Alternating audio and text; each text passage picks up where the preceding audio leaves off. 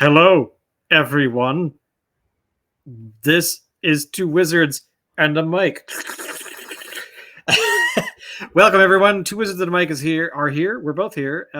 We're a couple of old guys to talk about D&D, and that was a bit of a preview of what we're talking about today. I am Shane. And I am Andrew. And we have updates for the Kickstarter. Let's hear them. We do. So with the World of Mir Kickstarter, the campaign setting book, almost all the hardcovers are ordered.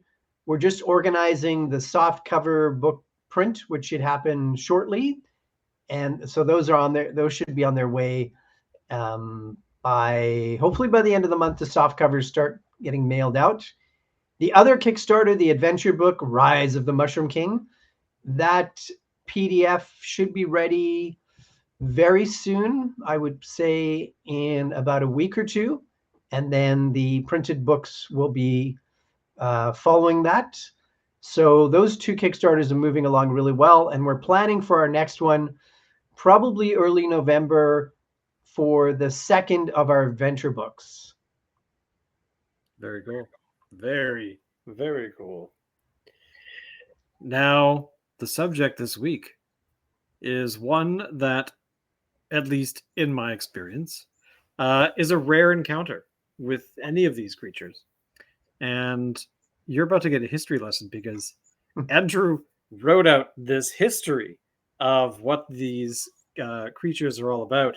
And I was sitting there going, I remember encountering one of them, but the other two, no. And they don't like each other. What's going on there?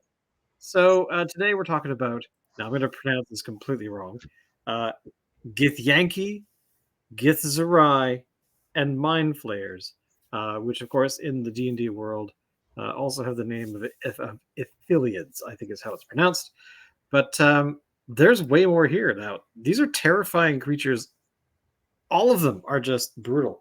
Although I suspect that when we talk about one of them, that they might be a little more friendly or open to communication. But let's find out. So why are we talking about this? Why are we talking about these ones this week? Well, we've looked at a few really iconic monsters. We took a bit of we've looked at, last week we looked at witches and hags. We've looked at beholders and dragons and giants, a few of them. And this is one of this group who really belong together, the Gith and the Mind Flayers. They're very iconic. And for a long time, they were kind of like one of those few creatures created for D&D that only people who played D&D knew about, and they weren't that well known. However, with Stranger Things, which did some allusions towards the Mind Flayer and sort of a version of the Mind Flayer, and with the Baldur's Gate, I believe it's Baldur's Gate 3, that video game, that has expanded people's knowledge. And as I was just mentioning to you, they're one of these iconic races or creatures that you want to treat really well and make sure it's a great encounter because they're worth it, right? You don't want to waste a dragon or a beholder. And the same thing with these. So I've rarely used them, although I want to use them more, especially looking into them. So the Gith originally are from the Fiend Folio. So this was in the 80s. It was the second monster book. Fiend Folio it didn't come out of the US TSR office where almost everything came out of. It actually came out of the UK TSR offices. And it was quite different. It's a lot of darker themes and some new creatures. And one of them, there's a number of underdark creatures. And one of them is the Gith Yankee, which actually got on the cover as well. So that's a Gith Yankee. And then there's some great art inside. There's this huge piece. This one is by Russ Nicholson, I believe. Trying to work the camera, sort of get an idea there. And then the Gith Yankee and the Gith Zerai, the Gith are in the new monster manual. And it's interesting how, once again, they've tried to tone down the lore and make it more PC, which usually means terrible. And so most of what I'm going with today is all the things from the original, a lot of things from the original version. So they actually were evil humans, the Gith. And this has been erased from the lore in D&D. They just sort of say they're some kind of random humanoid, but actually they were human. They were evil humanoids, and humans, and they were enslaved by the Mind Flayers. So this is how the Gith and the Mind Flayers are connected. Over time, to fight back against the Mind Flayers, the Gith developed psionic powers in secret, and eventually their rebellion, after many rebellions were crushed, eventually with a great leader named Gith, they were successful in freeing themselves. But what happened was a rift formed between two factions of Gith, the Gith Yankee and the Gith Sarai. The Gith Yankee are the much more famous ones, and that's the one that's illustrated on the Fiend Folio on the cover there. And they are the evil, lawful evil version, who are the warrior types. And they basically hate every other race, which is always a great place to start for a monster. So they're these horrible, horrible creatures. They basically have strongholds, fortresses on the astral plane. And that's the Gith Sarai. Yeah. Sorry, this one. That's what I'm looking for. So that's the Gith Yankee, and I love that art. So they use red dragon mounts and sometimes vessels to travel around the multiverse. Their more powerful versions, the knights, have these dangerous silver swords, and they're basically attempting to conquer worlds similar to the people who enslaved them. They're a militaristic society with a caste system. So it's kind of ironic that this has become like a cool sort of thing for some of the more sensitive role-playing game people, because this is a horrible, horrible group of people, and have this caste society, very militaristic, lawful evil, hate other races, but apparently they're cool for the more sensitive souls. They're obsessed with defeating the Mind Flayers, and they actually raise their young in hidden places on the material plane. The warrior is a CR3, so fairly tough, because their greatsword does greatsword damage, which is 2d6 plus 2d6 psychic. So for low-level parties, these are nasty things to encounter. They have a few psionic powers. That's the image that Russ Nicholson did in the Fiend Folio. And it's good you have that up, because that would represent the knight, who are CR8, much more powerful than the regular Gith Yankee. They have psionics. Again, these are mind powers, but their silver greatsword, which is what that is. These are these legendary swords. They do the 2d6 plus 3d6 psychic. So that's now 5d6 damage, right? And a critical hit to a creature will cut the silvery cord that tethers its material body to the astral body instead of dealing damage. So you can have a soul basically lost forever. And the material. What actually, from a the DM perspective, what does that actually mean for the player? Like if that happens, is that like an instant death, or is there something else that actually would come out of that? I would say you're done, because your material body is now you were traveling the astral plane. That's where you were, but now you have no more body to return. So basically you could play a lost soul on the astral plane, with maybe limited abilities, but I would say, you're done. Yeah. That is actually, because I mean that to me, in my mind, that kind of opens up some possibilities for player characters to actually move between planes. I'm just thinking of adventures, like what kind of things could you actually do? But you could. If I were to run a game, I would have all the players die and appear on another plane. Right. Yeah. There's things you could do. You could alter the character, but considering the game, is usually, they have, you still need this material body to return to. Normally that would be it, but that's another great image. Yeah. So I that's a love good this one to one. show too, because on the left we have the Gith Yankee. So the other faction that formed was the Gith Zerai. So they're not evil in the newest version of it. They're lawful neutral. And instead of being warriors, they're basically like monks. They're like philosopher monks. And Yeah. they've rejected the warlike path of the Gith Yankee. They live in limbo, which is this crazy, chaotic plane. But they live there on purpose because they think with their mind powers that they can try to tame this environment and this world. Um, they sometimes establish hidden monasteries on the astral plane or on the material plane, and at times they will hunt down mind flayers just like the Gith Yankee. But they are, as I said, these contemplative um, monks. The regular version is CR2, so not as tough as the Gith Yankee, and they do unarmed combat and they have psionics. The more powerful version of the Gith Zerai is a Zerth, which has high armor class, CR8, more psionic powers, and better unarmed combat abilities. Basically, they're monks, sort of psionic monks. Which I'm not sure now.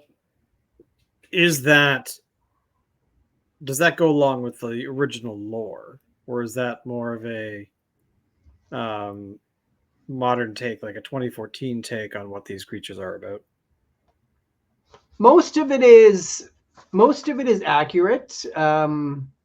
In the original Fiend Folio, they're still supposed to be in limbo.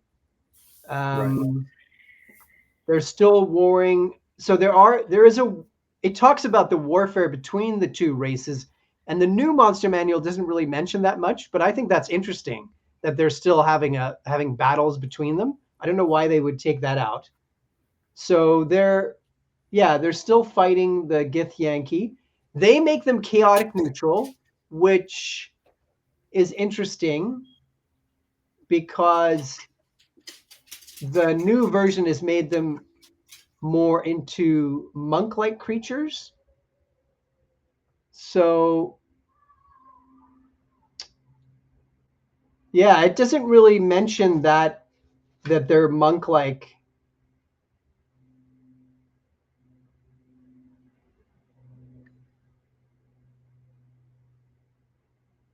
Yeah, it doesn't mention that. So it looks like they've changed that to make them into these kind of monks, because chaotic is not a monk trait, right? Monks are Also, yeah. disciplined and they're lawful. So they were actually chaotic neutral.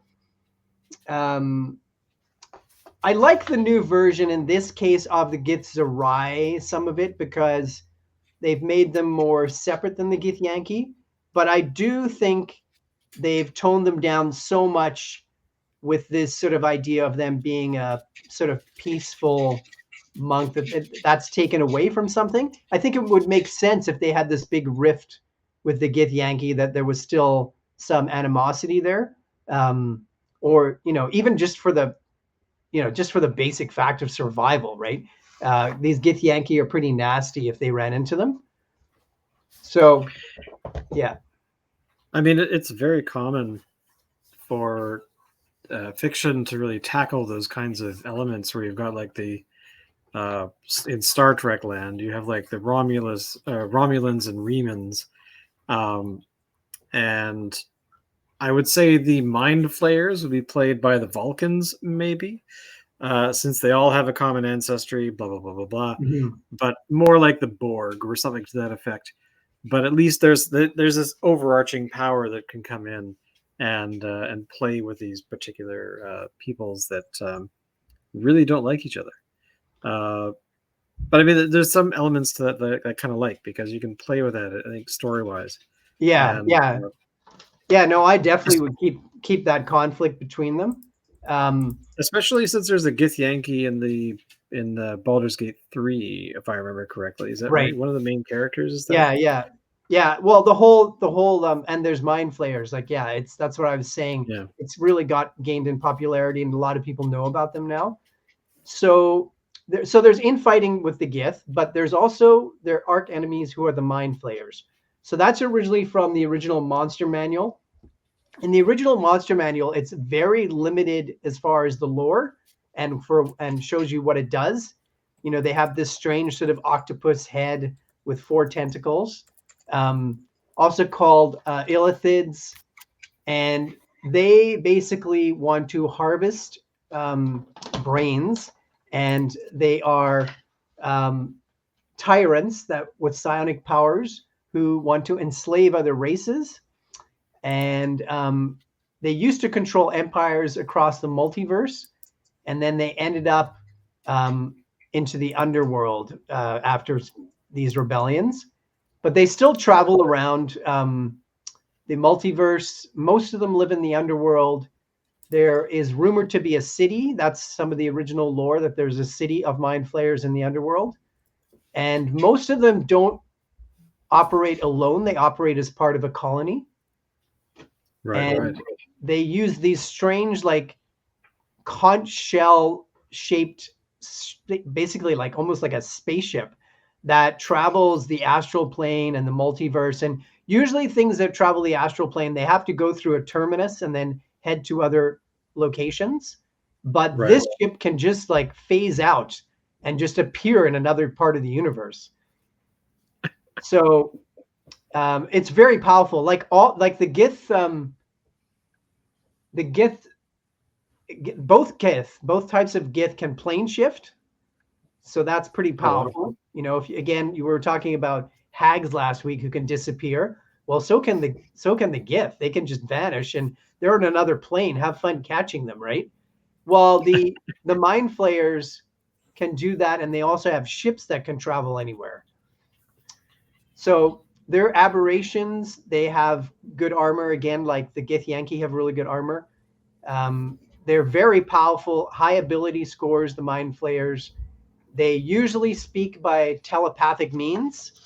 And I should mention the Gith, I think they just usually communicate with Gith. Mind Flayers can speak deep speech, undercommon, which all the underworld races speak, and they communicate telepathically. Mind Flayers are usually CR7, the basic version, but there is a magic user version, like a wizard version, who has psionic powers and spells, who's even more powerful. They have magic resistance, psionics, including that they can plane shift. Their tentacles can grapple creatures, and once you're grappled, they can do an extract brain attack, which does 10d10 damage. And if you're reduced to 0, your brain is removed. So that's a little bit of a problem. They also can blast psychic energy with their minds. There's the Mind Flayer. And they can not only do damage, like about 30, they can do 36 damage maximum. They can also stun you for a minute. Oh, wow. Yeah. So very dangerous. They're aberrations. So they're like aliens. They are basically, they're crazy, like a brain out of control. Usually in their colonies, they are controlled by and connected to something called an elder brain, which is in Volo's guide. And the elder brain can communicate with them telepathically and basically send them on missions. And basically it's like a hive mind. They're not very physically strong, which is why one of the reasons their brains have developed. Or maybe it's the other way around. There's the elder brain. They usually seem calm and cool, but that's because they're so emotionless. They're basically all focused around their mind. And so they're quite cold and calculating. And one of the more dangerous monsters. In fact, when your party encountered them in the Underdark, in the Drow capital city, you immediately decided to flee the Underdark. Yeah, that was not a hard choice in that particular adventure. Because we weren't I don't think we were even that high level. We might have been like 10th or something. Yeah. You were around 10th or 12th probably. And Yeah, the Mind Flayers are still at war with the Gith. The Gith still at war with them. The Gith are at war with each other. So three very interesting monsters. The Gith, who were human, have kind of been mutated into these weird monsters, and then the Mind Flayers, who are just completely alien from another world. There's a really good section in, again, Volos, that early part of the book. There's a few iconic monsters that are listed, and they go into great detail. One of them is the Mind Flayer. They have a great map that shows what a Mind Flayer colony might look like, and it looks like something out of sci-fi more than fantasy. They have lists of what the names of the Mind Flayers could be, what their traits could be, what their thralls, their minions that they've enslaved, what they could be.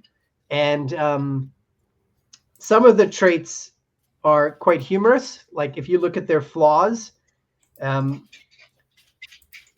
of them is, it's inconceivable that another creature could outsmart me. Inconceivable. I sometimes confuse others' thoughts with mine. That's interesting. Oh, wow. I believe my minions will always do precisely what I ask. These are flaws of a Mind Flayer. I have a memory that is not mine, and I'm obsessed by it. There are so many great storylines that you could follow with Mind Flayers and Githyanki. There's so many interesting directions you could take.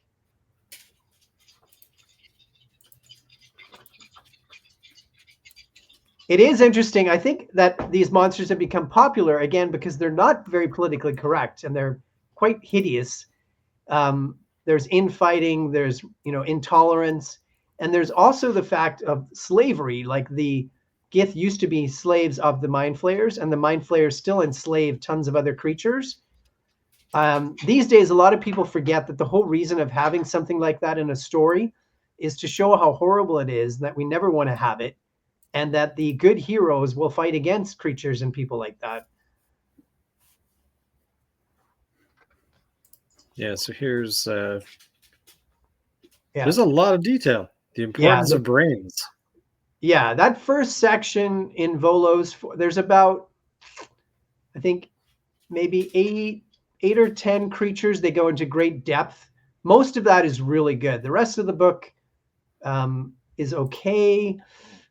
There is the Elder Brain who's in there with all his stats, which is useful. And we actually have one adventure we did early on called The Wizard Higgs. And it has some of these themes, although there's no Gith, and it's partly in the Underdark. And it's basically a lot of these ideas about the Elder Brain and the Mind Flayers are about a mind that's gone crazy where there's no balance anymore, right? And right. I thought that would be really interesting to tie into what happened with the Higgs particle. I don't know if you heard about that, the Higgs particle. Yeah, the Higgs boson thing, yeah. Yeah, so the hilarious thing was they built that super collider underneath Europe, right? And they were trying to find out how much the Higgs boson, I think that's what it's called, Higgs boson particle. They were trying to see how much it weighed, because if it weighed a certain weight, they would know that it would basically show that there's order in the universe, right? Right. And if it was another weight, it would show that there's no order in the universe and everything's random. Okay? So they're looking for these two weights, and which is the particle closest to, right? Guess what happened? Right. The weight they found of the particle when they finally discovered it, it's exactly in the middle between these two weights. Oh, great. Yeah. So so I was like, I want to write a D&D adventure about this. So I did. So if you want to see the Elder Brain and some of those themes, it's on the DM's Guild. The adventure is called The Wizard Higgs. The Wizard Higgs. Yeah. Nice. Yep, there it is. The Wizard Higgs. Gonna have to check this one out. Yeah. That's hilarious. Yeah. I mean, these creatures have so much to offer in end of end game kind of things. I've just remembered the trailer that they had for Baldur's Gate 3, which had the tadpole things going into people's eyes, and then suddenly they would explode into being mind flayers. Mm-hmm. That's absolutely terrifying, and very much like the Borg. Yeah, or those worm things that they used in Star Trek and the Wrath of Khan. Oh yeah. Yeah, and the trailer shows, I believe it's the Mind Flayers are on their Nautilus ship, a Nautiloid ship, chasing the Gith. I think that's how the trailer opens up. Kind of makes me want to actually play Baldur's Gate 3 now. Sorry? I kind of want to play Baldur's Gate 3 now. Yeah, well, I was just saying, it's one of those games for me, there's too many things going on. I prefer a little more, slower paced game maybe. When we were looking at video games, there's so many that follow that model, that sort of Warcraft, or that Warcraft model, World of Warcraft, where you have all these spell effects going off and all these different colors and lights and I guess that's a very popular model. I think that it is definitely. I mean, it's popular because I think everyone kind of understands how. Well, okay, our party came across these creatures and we bolted. We didn't have to discuss it. We didn't have to. It was just like, do you know what those things are? Yeah, let's get out of here. Yeah, like, it's kind of like that sort of cultural thing where, all species in D&D kind of go, I like living life. Oh wait, I'm gonna go this way now. I don't need to. It's like understood that if you see a creature like that, there's no point in sticking around. Oh yeah. If you're not, pretty high level, fairly high level, a vampire, a beholder, a dragon, a mind flayer, you want to be extremely careful for sure. Yeah. And they're rarely, as we were saying earlier, they're kind of rarely used. Well, not rarely, but they're definitely as you said, they need to be used properly. Like, these are not just creatures you throw in. Welcome to the Thunderdome. It's you and this Mind Flayer. Like, there's nothing that would never happen, because that would be just suicide. Yeah, the Mind Flayers have been around here and there. Like, there's Mind Flayers in the original Drow Adventures D1 to 3, that series, which is a great series in the Underworld. But I don't think there's any well-known adventures that have had Gith. And the problem for us indie publishers is, I don't believe, you can't use either of these. Both of these are not in the license. Right. Because they're those sort of iconic, there's a few iconic creatures which are not licensed for third parties. So that includes the Beholder, the Gith, the Mind Flayer. There's a few that are just persona non grata. We're not allowed to touch them, which is too bad, because there's so much you could do. And no one has done a good Githyanki adventure, so let us do it. It's kind of unfortunate that that you can't. But again, there are other creatures to choose from, and there's also a bunch of books. What do they call the monster series from who's that guy? Andrew something. Yeah, he's got this thing where you can actually buy those and maybe use those creatures, because there's no limitations on those. Throw them into your adventure. There's 676 of them, actually. Wait, what? No way! How do we go and get those online? worldofmere.com, or printed versions at drivethrurpg.com. Well done. Sponsored by Publishing. Is there anything else to talk about these creatures? Like these are, I mean, the possibilities of what to do with these things, like the whole uh, animosity between all three of them. Um, like players could get uh, entangled in something to that effect, but they are, at least two of them are completely just evil and won't really care that, hey, would you like to make a deal? No. Like, Mhm. oh, okay, so I die now? Yeah. Well, they open up the multiverse too. That'd be very cool. You could have players traveling the astral plane to these Githyanki fortresses. You could be going to the plane of Limbo where Githzerai live. You could head down in the material plane into the underworld. So you can really, it would be a campaign if you use them where you could really expand your world. So yeah, I definitely am going to have them in a future story. It's been long enough. Well, exactly. I mean, they're cool. I mean, there's not a lot. I mean, uh dragons are like iconic, but Mhm. but they get used quite often, in a lot of adventures. I mean, hence the name of the game. But the Gith especially get ignored, I think. I don't think I've ever encountered one. Um Actually, clarify, has the party ever encountered a Gith of any kind? Yeah, the party did years ago. A few years ago, there's a campaign where they did, and you did have a Gith in the party briefly in the last campaign. A Oh, really? player played a Gith. They asked me if that would be all right, and usually if it's some kind of exotic race, I want to check to see if what their story is, because one thing that's going to happen is you're going to draw a lot of attention to the party, because if the Yeah. enemy is looking for you or the local thugs are looking for you, and you know there's no Githyanki in this world, you're going to stand out a lot. Or if you're a fish person and there's no fish people around, right? So, but if the person has a really good story and they want to try it, then I'll go with it.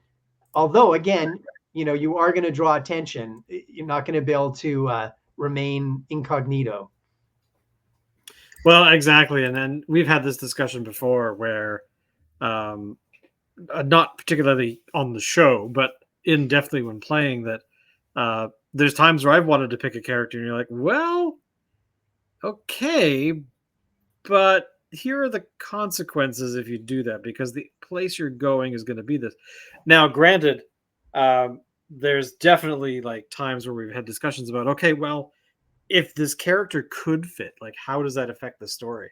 Yeah. And that's the part that I love that kind of stuff, where it's like, well, if it's a cool idea and it's not just throwing, I'm going to be a dragon, here we are, thanks Andrew, ah, ha ha. Right. But there's actually more to it, and I kind of think that the Gith and the Mind Flayers could definitely think, because I'd actually had forgotten that we had a Gith in our party at all. So, or maybe I just Yeah. never noticed. Yeah, and I'm pretty open to a lot of different characters. We've had lots of different characters, but you know, there were people who, I want to be an angel, I want to be a Githyanki, I want to be a cat person. You just want to let them know like how that's going to work in the world. We do all this before we start the campaign because I want people to know what it's going to be like before we start. So we talk Yeah, about what the exactly. story is going to be like a bit, and where you start out, and what's the beginning of the plot, and where are your characters from related to where you are. And it just helps ground the story and helps you want to connect as much as possible the characters' backstories to the world and to the story you've created. So that's Yeah. really that's one of my favorite parts. So we're adding some new players to our group that Shane is in, and right now people are choosing backgrounds and where's their character from, and then I try to merge that with the story. And there's a lot of cool things, like in the past you've had a characters had a close relationship with their parents. So I had the parents show up at one point. Yeah, yeah. One of my favorite things a character did was she said, my character grew up with a best friend, they were really close, and then they split, and one went down a dark path and one went down a light path, and they are now arch enemies. And she gives this Oh. with her backstory, and as a DM, you're like, thank you very much. You Well, know? I mean, that's the thing, right? Like, I just today, I took a bit of time and thought, okay, well, we're going to be playing a campaign fairly shortly. Um, I need to come up with a new character, and I threw what I created at you, and you were like, "Well, here's this thing, blah blah blah blah blah," and I thought, "Oh, okay, well, all right." So then we went back and forth a little bit with, what kind of, uh, like I'm choosing a dwarf this time, and which is not something I've played for a while. But there's definitely you were like, well, here's this, here's that, and that was the best thing I think today for creativity was that it's like, oh my god, there's I didn't know that there was this particular history that had been built into this area, and I thought, Right. oh, that totally changes what I had. And then you gave me another nugget saying, oh well, and also, and I thought, well, screw that character I made. This is going to be way better because there's all of this history that I wasn't, I was not in my head. So, uh, yeah, I just love that idea because that gave me way more creative freedom to actually say, okay, all right, I know that these things exist in this thing, and I think I asked you a couple questions about, is this a thing or is this a thing? And you're like, oh yeah, totally. So there's all these kinds of things where a character uh, can be adding to the story, hopefully. But at the same time, you gave me little bits and pieces Right. that I thought, oh well, I could actually build around that, or I could Right. build or somehow marry the two together.